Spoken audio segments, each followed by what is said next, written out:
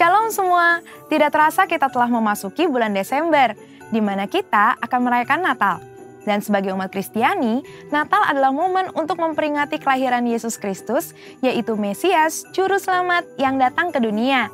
Bahkan kegembiraan Natal juga turut dirayakan hampir di seluruh dunia, tidak peduli apakah mereka percaya atau tidak kepada Yesus. Yang menarik, dalam beberapa dekade terakhir ini, ada beberapa orang Kristen yang menentang perayaan Natal karena dianggap sebagai perayaan orang pagan atau berhala. Ada juga yang berpendapat bahwa tidak ada perintah di dalam Alkitab untuk merayakan Natal.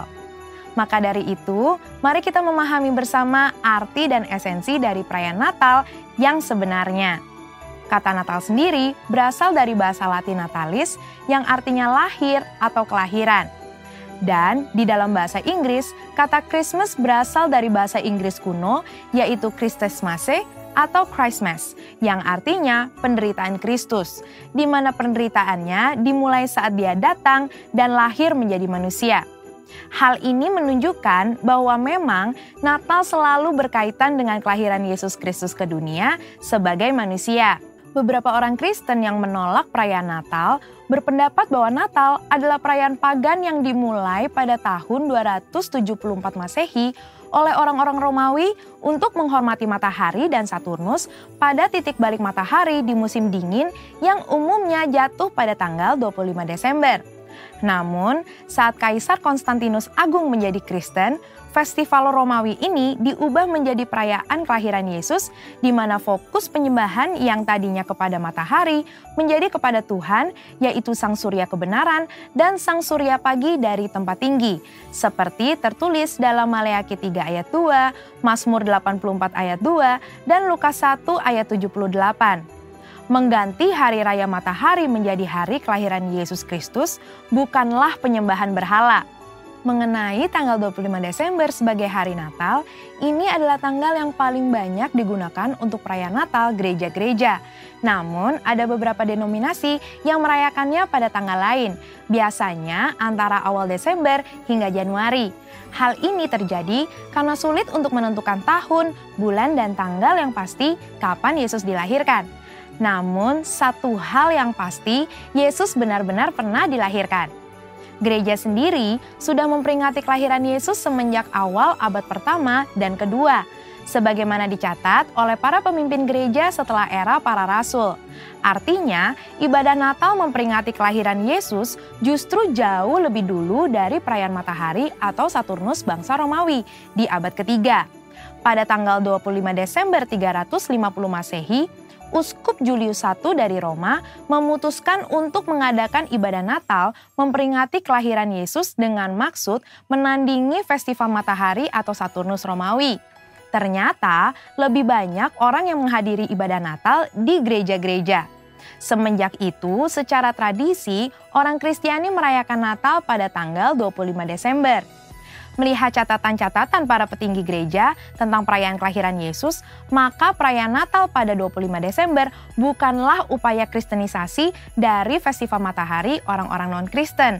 Malah mungkin sebaliknya, festival matahari adalah upaya romanisasi hari Natal. Selain itu, pendapat bahwa tidak ada perintah di dalam Alkitab untuk merayakan Natal adalah pendapat yang tidak tepat. Karena secara esensial, justru merayakan Natal adalah hal yang alkitabiah.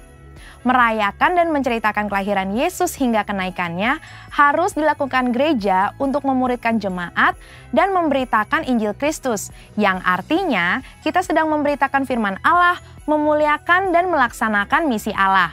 Menurut Lukas pasal 1 dan 2, ada 7 fokus Natal yang harus kita pahami. Yang pertama adalah pada kekudusan dan ketaatan, bahwa Tuhan memberikan perkenanan kepada mereka yang hidupnya benar dan tak bercacat di hadapannya. Fokus kedua adalah pada Roh Kudus, di mana urapan dan pencurahan Roh Kuduslah yang memungkinkan umat Tuhan menerima dan melakukan perbuatan baik, besar, dan ajaib. Fokus yang ketiga adalah pada mujizat dan tanda-tanda ajaib, di mana Tuhan membuktikan bahwa Ia sanggup melakukan hal-hal ajaib melampaui akal manusia. Fokus keempat kepada pujian dan penyembahan, bahwa kehadiran Allah di dalam hidup kita harus diresponi dengan penyembahan dan penyerahan diri.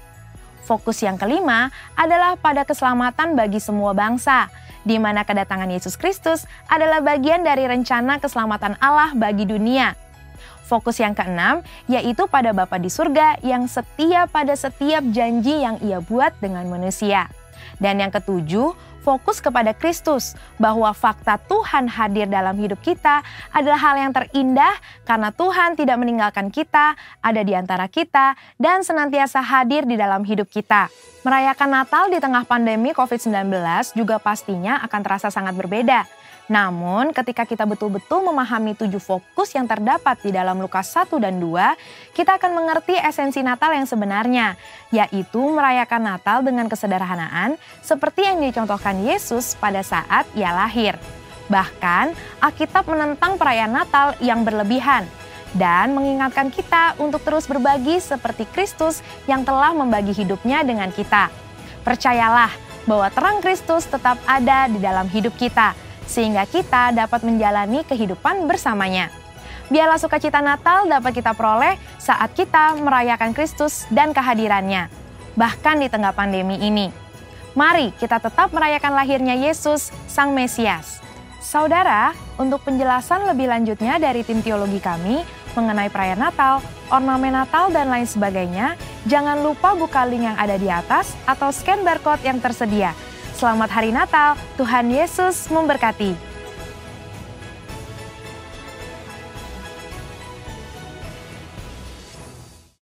Shalom Bapak Ibu yang terkasih dalam Tuhan. Saya yakin dan percaya bahwa ada sukacita Tuhan melimpah di rumah-rumah dimanapun kita semua berada, amin. Dan saya yakin dan percaya bahwa Tuhan kita adalah Allah yang setia, Allah yang tidak pernah melakukan hal-hal yang tidak baik bagi hidup kita, tapi melakukan hal-hal yang ajaib bagi hidup kita. Yang percaya sama-sama katakan amin. Baik, kita bernyanyi lagu ini, tak pernah ragu kesetiaan Tuhan, haleluya. Tak pernah ku ragu akan kesetiaan-Mu, pegang hidupku sepenuh jiwaku. Ku yakin dan percaya Kau tuntun langkahku. Yesus, Kaulah Raja dalam hidupku, berkuasa berjaya untuk selamanya. Hanya Kau Tuhan, sumber kekuatan, kuasa-Mu tercurah bagiku senantiasa. Dengan-Mu Tuhan, ku kan berjalan dari kemuliaan sampai kemuliaan selamanya. Dengan iman mengatakan tak pernah kami ragu Tuhan. Tak pernah ku ragu akan kesetiaan-Mu, Kau pegang hidupku sepenuh jiwaku. Ku yakin dan percaya Kau tuntun langkahku. Yesus, Kaulah Raja kami. Yesus, Kaulah Raja dalam hidupku, berkuasa berjaya. Yesus, Kaulah Raja, Raja dalam hidupku, berkuasa berjaya untuk selamanya. Hanya Kau Tuhan, sumber kekuatan, kuasa-Mu tercurah bagiku senantiasa. Dengan-Mu Tuhan, ku kan berjalan dari kemuliaan sampai kemuliaan. Kita sama-sama. Hanya Kau Tuhan, sumber kekuatan, kuasa-Mu tercurah bagiku senantiasa. Dengan-Mu Tuhan, ku kan berjalan dari kemuliaan sampai kemuliaan. Hanya Kau Tuhan, sumber kekuatan, kuasa-Mu tercurah bagiku senantiasa. Dengan-Mu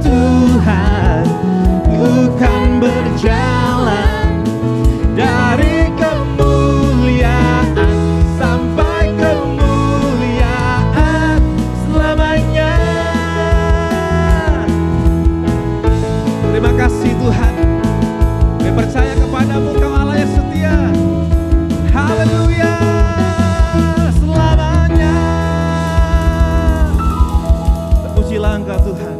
Haleluya. Amin. Mari kita bersama-sama mendeklarasikan Mazmur 91.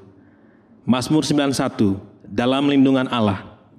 Orang yang duduk dalam lindungan yang maha tinggi dan bermalam dalam naungan yang maha kuasa akan berkata kepada Tuhan, tempat perlindunganku dan kubu pertahananku, Allahku yang kupercayai. Sungguh, Dialah yang akan melepaskan engkau dari jerat penangkap burung, dari penyakit sampar yang busuk. Dengan kepaknya ia akan menundungi engkau, di bawah sayapnya engkau akan berlindung. Kesetiaannya ialah perisai dan pagar tembok. Engkau tak usah takut terhadap kedahsyatan malam, terhadap panah yang terbang di waktu siang, terhadap penyakit sampar yang berjalan di dalam gelap, terhadap penyakit menular yang mengamuk di waktu petang. Walau 1000 orang rebah di sisimu dan 10.000 di sebelah kananmu, tetapi itu tidak akan menimpamu. Engkau hanya menontonnya dengan matamu sendiri dan melihat pembalasan terhadap orang-orang fasik. Sebab Tuhan ialah tempat perlindunganmu, yang maha tinggi telah kau buat tempat perteduhanmu. Malapetaka tidak akan menimpa kamu, dan tulah tidak akan mendekat kepada kemahmu. Sebab malaikat-malaikatnya akan diperintahkannya kepadamu untuk menjaga engkau di segala jalanmu. Mereka akan menatang engkau di atas tangannya, supaya kakimu jangan terantuk kepada batu. Singa dan ular tedung akan kau langkahi, engkau akan menginjak anak singa dan ular naga. Sungguh hatinya melekat kepadaku, maka aku akan meluputkannya. Aku akan membentenginya, sebab ia mengenal namaku. Bila ia berseru kepadaku, aku akan menjawab. Aku akan menyertai dia dalam kesesakan. Aku akan meluputkannya dan memuliakannya. Dengan panjang umur akan kukenyangkan dia, dan akan kuperlihatkan kepadanya keselamatan daripadaku. Terima kasih Tuhan, sepanjang tahun ini Engkau menyertai kami dengan kedahsyatan-Mu. Engkau Tuhan yang setia, Engkau Tuhan yang menjadi sandaran kami, menjadi kekuatan kami. Engkau satu-satunya yang kami andalkan dalam hidup kami. Terima kasih buat napas kehidupan. Terima kasih buat kekuatan, kesehatan yang Kau limpahkan bagi kami. Dan biarlah hari ini kami ingin bernyanyi, menyembah Engkau dengan hati yang penuh rasa syukur kami kepadamu Tuhan. Karena Engkau Tuhan yang baik bagi kami. Terpuji nama-Mu Tuhan. Terima kasih Tuhan. Dalam nama Yesus. Engkau Tuhan yang setia, waktu-Mu selalu yang terbaik. Engkau Tuhan sandaranku,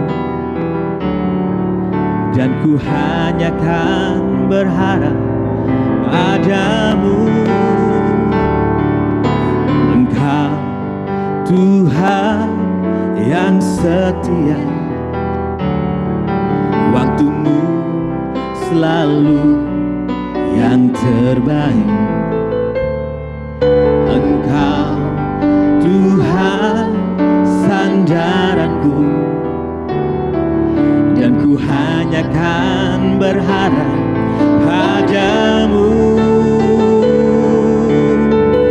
Satu-satunya yang ku andalkan, satu-satunya yang ku percaya. Engkau sumber kekuatan, sumber pengharapan, sumber kedamaian. Satu-satunya yang ku andalkan, satu-satunya yang ku percaya. Engkau Tuhan memberkati, Tuhan penyembuhku, Tuhan pemulihku.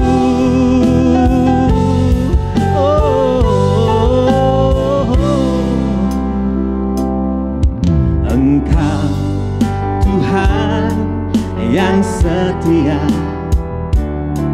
waktu-Mu selalu yang terbaik. Engkau Tuhan sandaranku,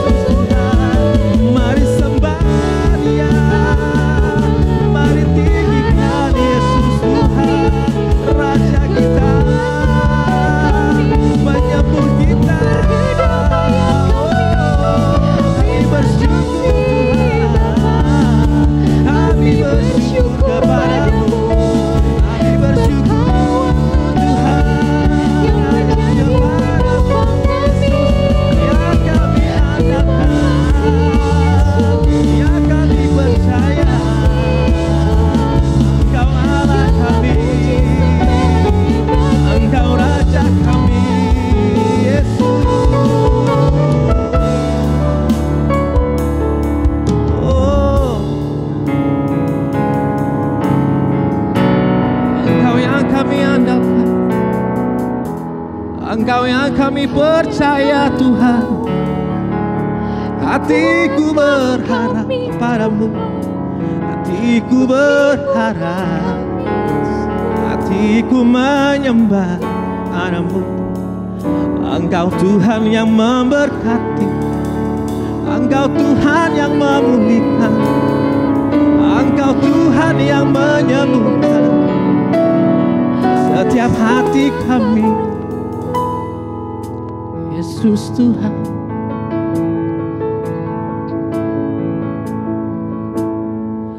ku percaya Kau Tuhan atasku, ku serahkan semua masa depanku. Ku tak akan takut, hidupku aman di dalam-Mu.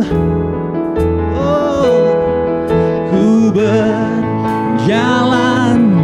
dalam kebenaran-Mu, sumber damai di dalam jiwaku. Kau Yesus yang hidup, tiada yang mustahil bagimu.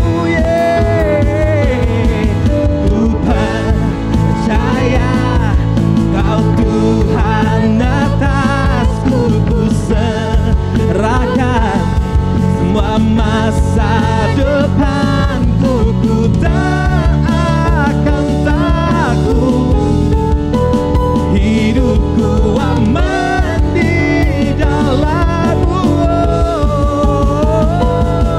Ku berjalan dalam kebenaran-Mu, sumber damai di dalam jiwaku. Kau Yesus yang hidup, tiada yang mustahil bagimu. Forever I will sing to you, Lord. Forever I will sing in your presence. Forever I will trust in your name. Your will be done. Yeah. Your will be done. Forever, forever. Forever I will sing in your presence. Forever I will trust in your name. Your will be done. Your will be done. Forever I will sing in your presence. Forever I will trust in your name. Your will be done. Your will be done. Your will be done, Lord. Your will be done. Your will be done. Oh,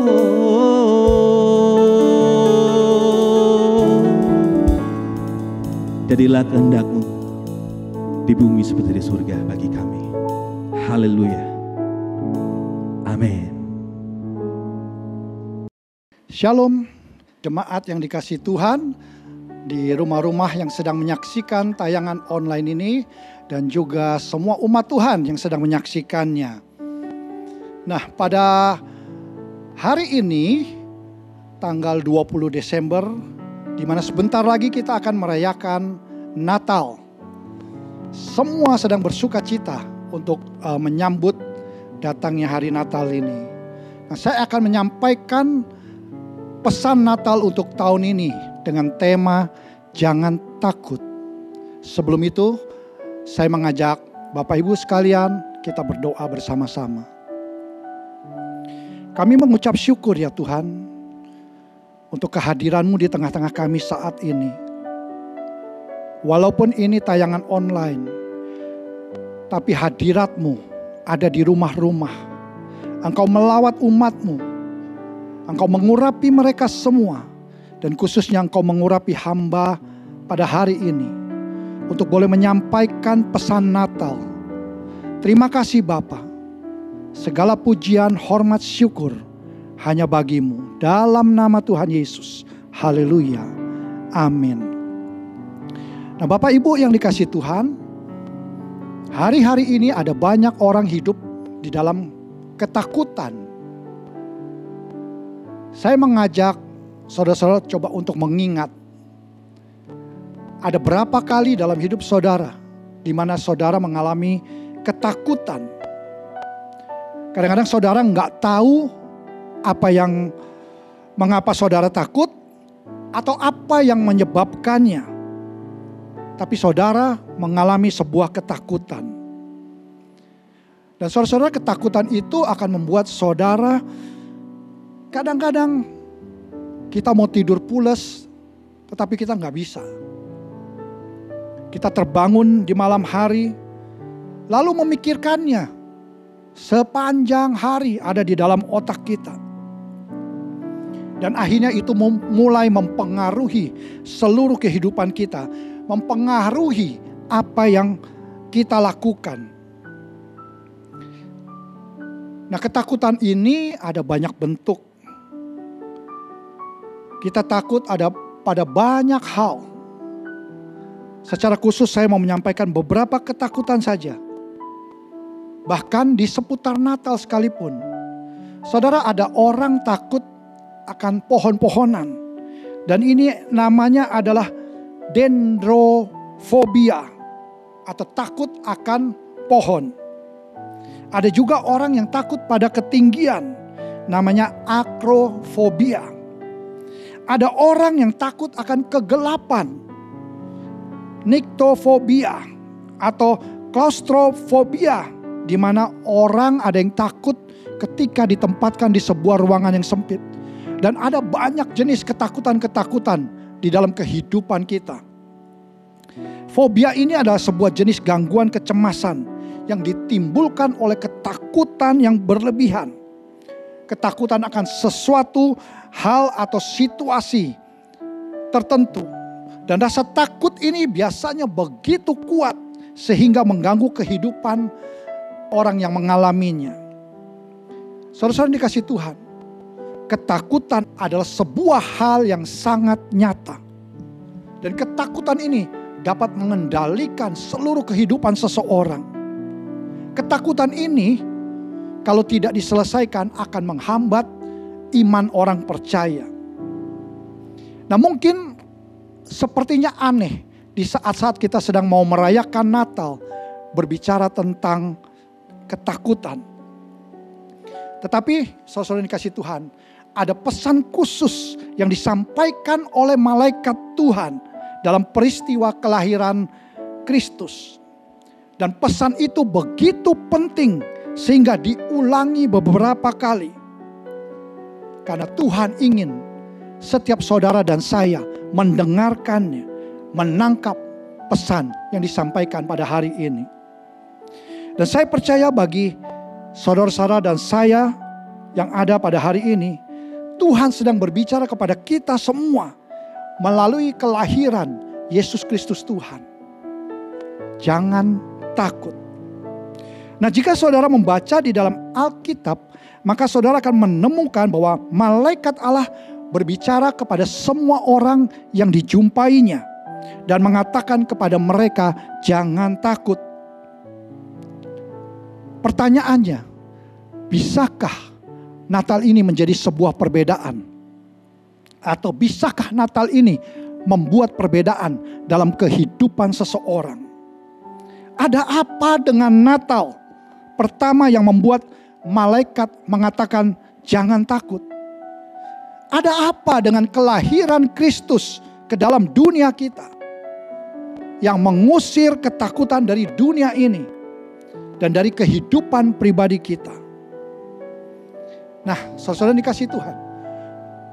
Kalau pesan jangan takut begitu penting sehingga Tuhan mengulanginya beberapa kali, maka saya pikir kita perlu untuk melihat lebih dekat, lebih nyata pesan Natal jangan takut ini.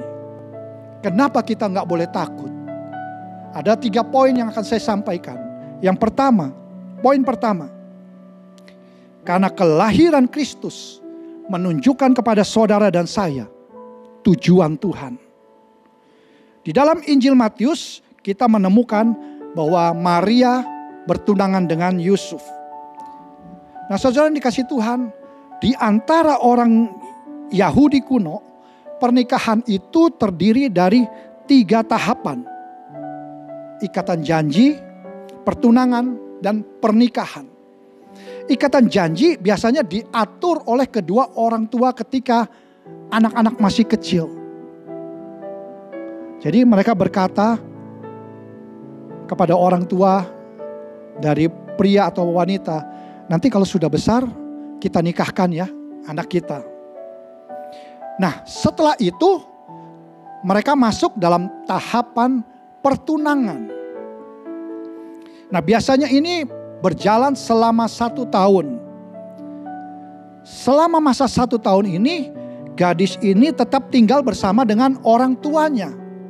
Tetapi mereka sudah dianggap sebagai suami istri. Setelah 1 tahun selesai, barulah mereka masuk ke tahap pernikahan. Dan pengantin perempuan tinggal bersama dengan suaminya. Nah, selama periode pertunangan inilah Alkitab menjelaskan kepada kita bahwa Maria mengandung. Saudara, saya membayangkan Yusuf pasti terkejut ketika mendengar Maria ini hamil atau mengandung. Dan dia pasti menganggap Maria telah berselingkuh atau telah berlaku tidak setia kepada dia. Ada 2 hal yang Yusuf bisa lakukan. Yang pertama, dia bisa menjadikan Maria sebagai contoh publik. Tetapi hukum mengatakan dan ada aturannya bahwa orang yang berzina dia akan mendapatkan hukuman rajam. Yang kedua, Yusuf bisa menceraikan Maria. Tetapi Yusuf sangat mengasihi Maria. Dan dia memilih alternatif yang kedua. Dia memilih untuk menceraikan Maria secara diam-diam. Agar tidak mencemarkan nama baik Maria di muka umum. Nah, suatu malam ketika Yusuf sedang merenungkan apa yang dia harus perbuat, maka malaikat Tuhan di dalam Matius 1 ayat 20 berkata demikian. Malaikat itu datang kepadanya dalam sebuah mimpi dan berbicara kepada Yusuf melalui mimpi ini. Dia berkata, Yusuf anak Daud, janganlah engkau takut mengambil Maria sebagai istrimu. Saudara ingat pada saat itu, malam itu, Yusuf sedang mempertimbangkan untuk menceraikan. Tapi malaikat berkata, janganlah engkau takut mengambil Maria sebagai istrimu. Lalu malaikat itu menjelaskan lebih jauh kepada Yusuf. Dia tidak perlu takut. Karena apa? Karena Tuhan sudah mempunyai tujuan. Di ayatnya yang ke-21. Inilah tujuannya. Ia akan melahirkan anak laki-laki. Dan engkau akan menamakan dia Yesus. Karena dialah yang akan menyelamatkan umatnya dari dosa mereka. Saudara yang dikasihi Tuhan, Tuhan mengungkapkan tujuannya kepada Yusuf. Nggak ada orang yang tahu, hanya Yusuf. Dan Tuhan punya rencana tujuan untuk menebus umatnya. Dan waktu Yusuf tahu tujuan ini, hatinya ditenangkan. Nah, itulah tepatnya arti kelahiran Kristus bagi kita pada hari ini. Karena Tuhan memiliki tujuan ketika Dia mengutus anaknya Yesus Kristus Tuhan, maka ketakutan dan keraguan meninggalkan kehidupan kita. Maka ketakutan yang ada di dalam kehidupan orang percaya dapat diredakan. Sejak awal Tuhan sudah memiliki tujuan untuk mengirimkan anaknya. Yaitu untuk apa? Untuk menyelamatkan saudara dan saya. Kristus tidak dilahirkan untuk hidup. Kristus dilahirkan untuk mati dan bangkit. Dan setelah itu duduk di sebelah kanan Allah Bapa. Itulah cara satu-satunya untuk Dia bisa menebus umat manusia. Yaitu dengan mati di atas kayu salib. Untuk menebus dosa saudara dan saya. Nah, apa yang Tuhan Yesus sendiri katakan mengenai tujuannya ini? Mari kita lihat di dalam Matius 20 ayat 28. Yesus sendiri yang berkata, Anak manusia datang bukan untuk dilayani, tetapi untuk melayani. Dan perhatikan ini, untuk memberikan nyawanya menjadi tebusan bagi banyak orang. Yesus datang tujuannya untuk menjadi apa? Tebusan bagi banyak orang. Yaitu buat saudara dan saya, buat dunia ini. Kita lihat ayat yang lain di dalam Lukas 19 ayat 10. Karena anak manusia datang untuk mencari dan menyelamatkan yang hilang. Satu lagi, Yohanes 3 ayat 17. Sebab Allah mengutus anaknya ke dalam dunia bukan untuk menghakimi dunia, melainkan untuk menyelamatkannya oleh Dia. Saudara, jelas sekali tujuan Tuhan untuk menyelamatkan saudara dan saya. Rasul Paulus sendiri mengatakan di dalam 1 Timotius 1 ayat 15. Perkataan ini benar dan patut diterima sepenuhnya. Kristus Yesus datang ke dunia untuk menyelamatkan orang berdosa. Haleluya. Yesus datang ke dunia ini untuk menyelamatkan saudara dan saya. Untuk menebus dosa saudara dan saya. Saudara yang dikasihi Tuhan, tidak ada satu manusia pun yang bisa menyelesaikan dosa dengan caranya sendiri. Kecuali hanya Tuhan Yesus yang datang ke dunia ini untuk menebus dosa saudara dan saya. Itulah sebabnya di tengah-tengah perayaan Natal ini Tuhan berkata kepada saudara dan saya, jangan takut. Jangan takut. Tuhan sudah mengirimkan anaknya yang tunggal. Dia menyediakan jalan keluar yang saudara dan saya tidak bisa lakukan. Dan Dia datang untuk melepaskan saudara dan saya dari setiap belenggu dosa, dari setiap keraguan, ketakutan yang mengikat kehidupan orang-orang percaya. Dan Tuhan menyediakan sebuah kehidupan yang kekal. Saudara dan saya, ketika Tuhan datang, kita menerima Tuhan sebagai juru selamat kita. Kita menerima sebuah janji, yaitu sebuah kehidupan yang kekal. Maka saudara dan saya tidak perlu takut lagi. Yang kedua, kenapa kita tidak boleh takut? Karena kelahiran Kristus menunjukkan kepada kita janji Tuhan. Mari kita lihat di dalam Lukas 1 ayat 30 sampai 32. Kata malaikat itu kepadanya, jangan takut hai Maria, sebab engkau beroleh kasih karunia di hadapan Allah. Sesungguhnya engkau akan mengandung dan akan melahirkan seorang anak laki-laki. Dan hendaklah engkau menamai dia Yesus.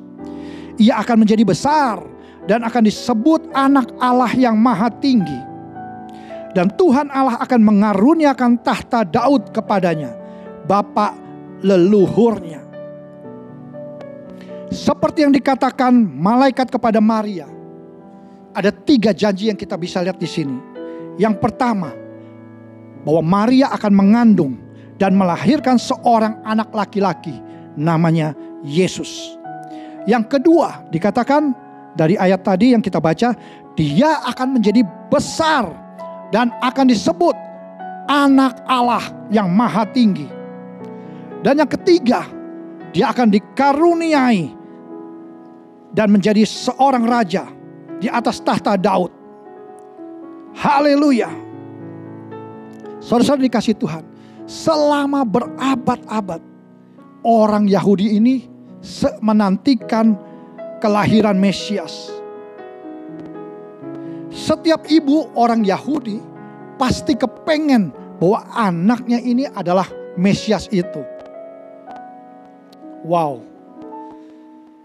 Tuhan sudah berkata, aku akan mengirimkan anakku yang tunggal, satu-satunya, Yesus, untuk menebus dosa, untuk menyelamatkan banyak orang. Melalui siapa? Melalui Maria. Dan anak Allah ini akan memerintah atas tahta Daud selamanya. Nah, apa artinya ini buat saudara dan saya? Buat orang percaya. Bagaimana Natal bisa menunjukkan kepada saudara dan saya janji Tuhan ini? Saudara-saudara dikasih Tuhan, manusia bisa berjanji, tapi banyak manusia yang mengingkari janjinya. Mungkin saudara dan saya pastinya juga pernah melakukan hal itu. Kita kadang tidak bisa menepati janji kita. Tetapi kalau Tuhan sudah berjanji, Dia pasti akan menepatinya. Dia sudah berjanji untuk mengirimkan, untuk mengutus seorang juru selamat ke dunia ini. Dan ketika Tuhan mengutus Yesus turun ke dunia ini, berarti janji itu telah digenapi. Haleluya. Nah, saya mau menunjukkan kepada saudara ada 3 bagian khususnya di dalam perjanjian baru yang kita bisa lihat janji itu.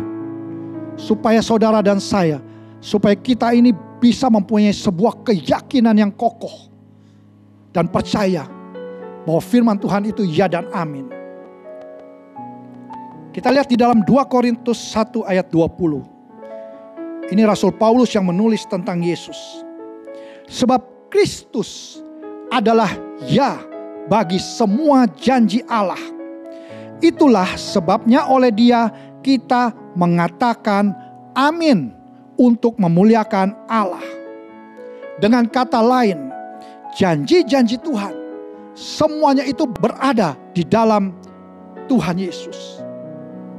Yang kedua kita lihat di dalam 2 Petrus 1 ayat 4. Dengan jalan itu Ia telah mengaruniakan kepada kita janji-janji yang berharga dan yang sangat besar, supaya olehnya kamu boleh mengambil bagian dalam kodrat ilahi dan luput dari hawa nafsu duniawi yang membinasakan dunia.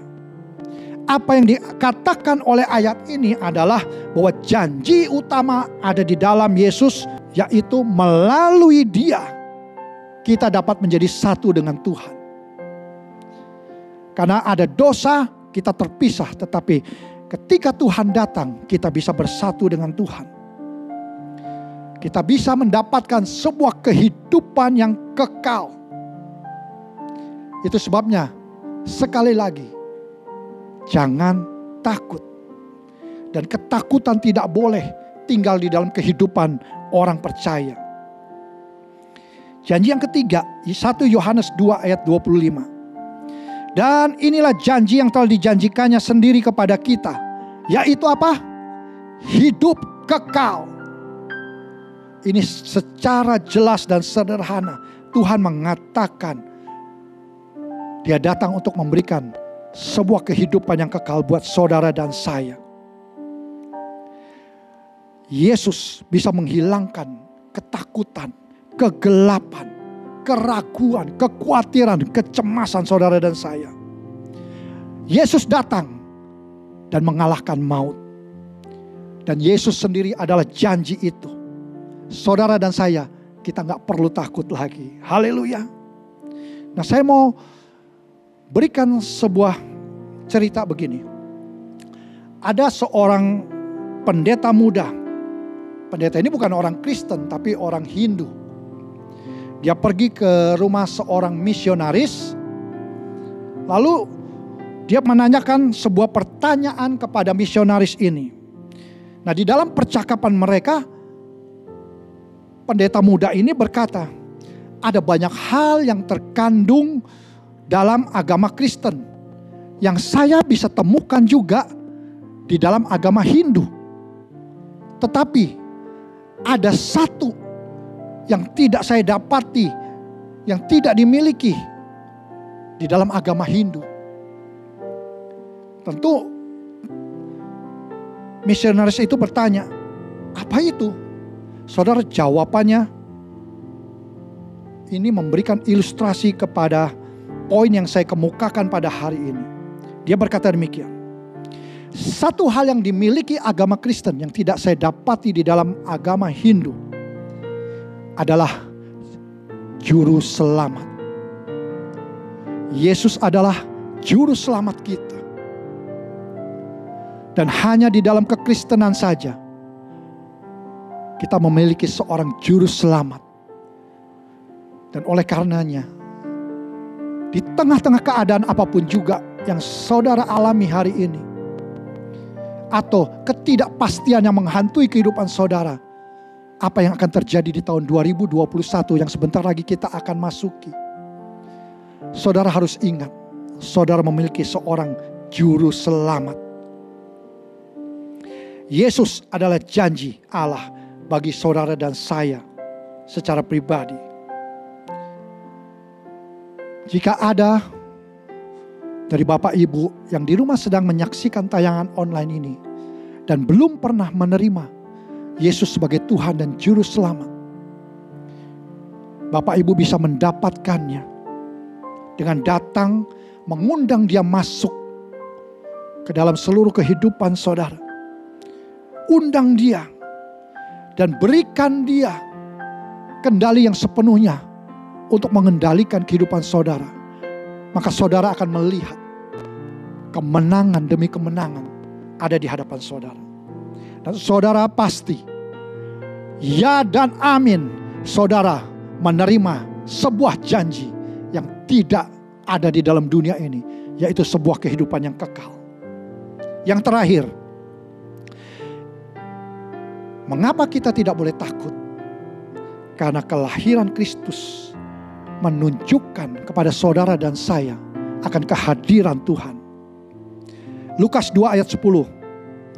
Para gembala di pedesaan tiba-tiba dihadapkan pada seorang malaikat Tuhan yang berkata, "Jangan takut, sebab sesungguhnya aku memberitakan kepadamu kesukaan besar untuk seluruh bangsa." Kata malaikat kepada para gembala ini, jangan takut, karena Tuhan akan datang menyertai engkau. Kalau saudara baca terus ayat itu, para gembala ini sangat ketakutan di hadapan malaikat. Karena mereka pikir mereka akan dihakimi. Itu sebabnya malaikat berkata, jangan takut. Dan apa yang disampaikan oleh malaikat ini adalah sebuah kabar baik. Sebuah kesukaan yang besar buat setiap manusia. Apa kabar baik itu? Telah lahir bagimu hari ini seorang juru selamat. Saudara dan saya, kita semua perlu juru selamat. Dan Tuhan telah datang ke dalam dunia ini. Dan sejak Tuhan datang ke dunia, hidup saudara dan saya mengalami perubahan. Harusnya mengalami perubahan. Harusnya berbeda. Pasti harusnya berbeda. Karena Tuhan ada bersama dengan saudara.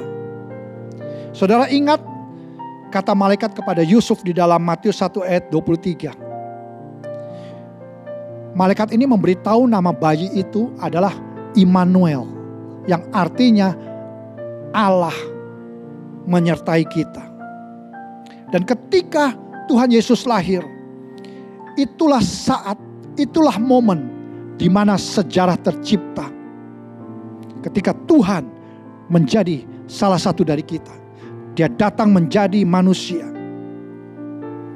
Dan walaupun Yesus disalibkan dan bangkit kembali, lalu naik ke Bapa, hari ini Tuhan masih ada bersama dengan saudara dan saya melalui Roh Kudus yang dikirim kepada kita semua. Saudara tidak perlu takut. Immanuel, Allah beserta kita. Di dalam perjanjian lama hal ini juga sudah disampaikan sebetulnya. Di dalam Yesaya 41 ayat 10. Janganlah takut, sebab aku menyertai engkau. Janganlah bimbang, sebab aku ini Allahmu. Aku akan meneguhkan, bahkan akan menolong engkau. Aku akan memegang engkau dengan tangan kananku yang membawa kemenangan. Saudara lihat, ketika Yesus datang ke dalam dunia ini, Tuhan akan selalu memegang tangan kita. Dia akan memberikan kemenangan di dalam setiap kehidupan kita. Harusnya kita sebagai orang percaya tidak akan pernah kalah. Kalau kita mengerti bahwa Tuhan hadir dalam hidup kita. Nah, kehadiran Tuhan atau penyertaan Tuhan itu pasti membuat perbedaan. Dan orang lain pasti bisa melihatnya perbedaan ini. Saudara, coba saudara baca kembali kisah-kisah di dalam Alkitab tentang Yusuf, Daud, Obed Edom, dan di dalam perjanjian baru para rasul, di mana Tuhan bersama dengan mereka, di mana Tuhan menyertai mereka. Ada perkara-perkara ajaib, ada mujizat demi mujizat, ada kemenangan demi kemenangan yang diraih oleh mereka-mereka ini. Dan di dalam perjanjian baru, Yesus sendiri berkata demikian dalam Matius 18 ayat 20. Sebab di mana 2 atau 3 orang berkumpul dalam namaku, di situ aku ada di tengah-tengah mereka. Ini berbicara tentang kehadiran Tuhan di dalam kehidupan saudara dan saya. Dan Tuhan pada hari ini ingin saudara dan saya menyadari akan kehadiran Tuhan ini. Kadang-kadang saya heran, banyak orang lebih menyadari kehadiran atau keberadaan setan daripada keberadaan Tuhan. Mari ubah ini. Kita harus aware, sadar, sesadar-sadarnya bahwa Tuhan ada di dalam kita. Immanuel, Allah beserta kita. Dan bahkan Tuhan meneguhkannya sekali lagi. Di dalam Fatsal yang terakhir, ayat yang terakhir dalam kitab Matius. Matius 28 ayat 20. Dia berkata demikian kepada muridnya. Dan ketahuilah, aku menyertai kamu senantiasa sampai kepada akhir zaman. Saudara, Tuhan menyertai saudara dan saya. Tidak peduli kondisi, keadaan apapun juga. Immanuel, Allah menyertai saudara dan saya. Tuhan beserta saudara dan saya. Dan jika Tuhan beserta dengan kita, siapa yang dapat melawan kita? Saudara, ini contoh lagi. Saudara ingat ketika Yesus di atas kayu salib, dia berkata kepada pencuri, hari ini juga engkau akan ada bersama-sama dengan aku di dalam Firdaus. Saudara, ini janji-janji yang saudara harus renungkan, simpan, pegang, yakini bahwa Tuhan selalu berserta dengan saudara dan saya. Dan bahkan lagi di dalam Yohanes 14 ayat 1, Tuhan berkata demikian. janganlah gelisah hatimu. Dengan kata lain, jangan takut. Kenapa jangan takut? Karena di dalam Yohanes 14 ayat 3, Tuhan berkata, Dia akan kembali kepada Bapa. Dan di sana, Dia akan menyiapkan tempat bagi kita. Lalu Dia akan datang kembali membawa saudara dan saya, supaya di tempat di mana Dia berada, kita berada. Wow! Bukan saja di muka bumi ini, bahkan sampai di surga. Tuhan mau selalu berserta dengan saudara dan saya. Nah, Rasul Paulus juga berkata di dalam 1 Tesalonika 4 ayat 17. Dia bilang begini, sesudah itu kita yang hidup, yang masih tinggal, akan diangkat bersama-sama dengan mereka dalam awan menyongsong Tuhan di angkasa. Demikianlah kita akan selama-lamanya bersama-sama dengan Tuhan. Haleluya saudara. Semua itu karena Yesus lahir di Bethlehem. Nah, saya mau memberikan sebuah ilustrasi. Ada seorang bernama Harry Ironside. Dia adalah seorang pengkhotbah yang luar biasa dari gereja di Great Moody Church di Chicago selama 18 tahun. Suatu ketika di rumah dia sedang bermain dengan putranya. Dia main game. Nah, namanya itu beruang atau main beruang-beruangan.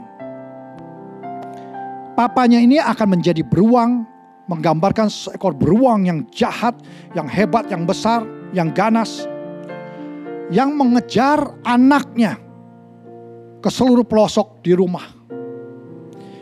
Nah, suatu ketika waktu mereka bermain, anak kecil ini, anaknya ini tersudut. Lalu dia menutupi mukanya dengan ketakutan. Tiba-tiba papanya tanya, kenapa? Dia turunkan tangannya, dia menatap ayahnya dan berkata, aku tidak takut kepadamu. Kamu bukan beruang, kamu ayahku. Mungkin saudara hari-hari ini seperti dikejar-kejar oleh sesuatu. Sampai saudara tersudut. Keuangan saudara tersudut. Rumah tangga saudara tersudut. Kesehatan saudara tersudut. Saudara-saudara, ada berita baik. Saudara hanya perlu melihat ke atas. Saudara perlu menyadari bahwa Tuhan adalah Bapa kita yang selalu menyertai anak-anaknya, yang tidak pernah meninggalkan saudara dan saya. Sehingga saudara dan saya tidak boleh takut lagi. Dan Tuhan hadir bersama dengan saudara dan saya. Bukan pada saat Natal ini saja. Dia hadir sepanjang masa bersama saudara dan saya. Nah, kehadiran Tuhan ini tersedia buat saudara dan saya ketika Yesus lahir ke dalam dunia ini. Yaitu ketika kita merayakan Natal ini.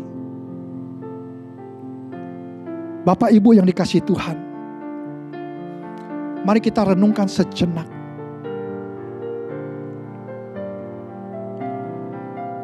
Apakah saudara sadar akan tujuan Tuhan? Apakah saudara tahu janji-janji Tuhan yang digenapi melalui Tuhan Yesus? Apakah Tuhan hadir dalam kehidupan saudara? Dan yang paling penting di hari Natal ini, apakah ada perbedaan di dalam hidup saudara? Ini sebuah pertanyaan yang penting. Jika saudara mengalami Tuhan, mengalami penyertaan Tuhan, kita pasti akan berubah. Berubah hidup kita, sikap kita, semuanya berubah.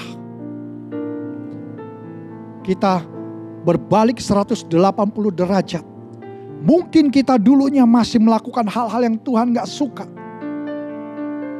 Tapi ketika Tuhan hadir dalam hidup kita, ketika kita meyakini setiap janji-janjinya, ketika kita tahu tujuan Tuhan, apapun yang ada dalam kehidupan kita yang membuat kita takut, khawatir, yang membuat kita kalah, semua itu tidak akan terjadi dalam hidup saudara. Saya terlalu percaya, kenapa? Karena saya mengalami hal ini. Dan saya masih terus menikmati penyertaan Tuhan. Walaupun mungkin kita sekarang sedang berada di tengah-tengah keadaan yang tidak baik. Mungkin saudara juga sedang bertanya-tanya, apa yang akan terjadi di tahun 2021? Covid ini apakah masih terus berlangsung? Apakah nanti ada lagi virus-virus yang lain yang akan datang? Bapak Ibu yang dikasihi Tuhan, pandang kepada Tuhan. Pegang setiap janji Tuhan. Dan Tuhan katakan pada hari ini kepada saudara, jangan takut. Yesus telah lahir. Tuhan telah datang ke dunia ini untuk menyelamatkan saudara dan saya. Yesus ada untuk menyertai saudara dan saya. Mari kita tundukkan kepala. Bapa kami mengucap syukur. Hamba sudah sampaikan pesan Natal-Mu, jangan takut. Hamba percaya Tuhan, ketika Engkau lahir, Engkau datang ke dunia ini. Engkau menyelamatkan semua umat manusia. Engkau menyelamatkan kami. Engkau menebus dosa-dosa kami. Engkau melepaskan kami dari setiap ketakutan kami. Dari setiap hal-hal yang membelenggu kehidupan kami. Terima kasih Bapa untuk hari ini Tuhan. Kabar sukacita sudah sampai dalam hidup kami. Biarlah lewat pesan Natal ini ada perbedaan di dalam kehidupan kami. Kami akan menjadi garam dan terang dunia dimanapun Tuhan tempatkan setiap kami. Hamba berdoa Engkau memberkati setiap anak-anak-Mu dimanapun mereka berada saat ini. Engkau memberkati keluarga demi keluarga. Engkau memberkati rumah tangga mereka, usaha, pekerjaan, bahkan yang melayani Tuhan memberkati setiap daripada mereka. Ada penyertaan Tuhan di dalam kehidupan mereka. Dan mereka akan melihat mujizat demi mujizat terjadi di dalam kehidupan mereka. Terima kasih Bapa. Segala pujian, hormat, syukur hanya bagi-Mu. Haleluya. Saya mengajak kita bersama-sama untuk mendeklarasikan apa yang dimaksudkan dengan Pentakosta ketiga, supaya apa yang kita perkatakan itu terjadi dalam kehidupan kita. Pentakosta ketiga adalah pencurahan Roh Kudus yang dahsyat di zaman now, melebihi yang terjadi di Azusa Street. Pentakosta ketiga akan mengakibatkan penuaian jiwa yang terbesar dan yang terakhir sebelum Tuhan Yesus datang kembali. Pentakosta ketiga akan membangkitkan generasi Yeremia, yaitu anak-anak muda yang dipenuhi Roh Kudus, cinta mati-matian kepada Tuhan Yesus, tidak kompromi terhadap dosa, dan akan bergerak untuk memenangkan jiwa. Pentakosta ketiga lahir di Indonesia yang bergerak ke bangsa-bangsa. Gerakan ini dari timur ke barat dan akan kembali ke Yerusalem. Pentakosta ketiga akan memberikan kuasa untuk menyelesaikan amanat agung Tuhan Yesus. Dan setelah itu Tuhan Yesus datang kembali. Angkat tangan di hadapan Tuhan. Kekasih-kekasih Tuhan, saat ini terimalah damai sejahtera, sukacita, berkat yang berlimpah-limpah dari Bapa di surga melalui anaknya yang tunggal, Yesus Kristus Tuhan. Dan persekutuan yang manis bersama dengan Roh Kudus menyertai saudara-saudara mulai hari ini sampai Maranatha Tuhan Yesus datang untuk kedua kalinya, bahkan sampai selama-lamanya. Mari kita semua yang percaya bersama-sama kita katakan amin. Saya dan seluruh pelayan Tuhan yang ada dari GBI Green Pramuka Square mengucapkan selamat hari Natal. Tuhan Yesus memberkati.